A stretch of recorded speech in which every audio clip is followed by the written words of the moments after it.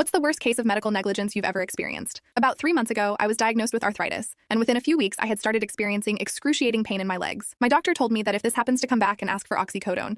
But unfortunately, I was away in a very rural town, and the pain was so bad I couldn't wait. I visited the only hospital in this town, which looked kinda old and the staff weren't very friendly. I waited in the lobby, audibly writhing from the pain in my legs, and the only response I got was the receptionist shushing me. She told me to come up to her window if I needed to speak to her, but when I yelled at her that I couldn't walk because of my legs, she told me to wait patiently because the doctor would see me soon. I was finally brought in with the help of 2 nurses after waiting 11 whole hours in that lobby. I began explaining what was happening, telling the doctor about my arthritis, and about how my previous doctor permitted me to get oxycodone if the pain got bad. I told him that my legs felt unstable, my joints were swollen and aching, and I needed oxy now. I heard you in the lobby wailing about it earlier. Are you sure you need it just for arthritis? He replied. I was dumbfounded. He thought I was some tweaker looking for oxycodone, so I angrily clarified that yes, I need it just for my arthritis. He told me knew that my kind liked to find legal ways to get high. I went to respond, but before I could, he told me he'd oblige and give me oxycodone, but only if I could prove I had arthritis. I asked him to check my medical records, but he said no. He said medical records could be faked, and he wanted a much more practical exam. He told me to do 20 jumping jacks, and if during the jumping jacks he could observe genuine symptoms, he'd give me the oxycodone. I said this was ridiculous, but he insisted.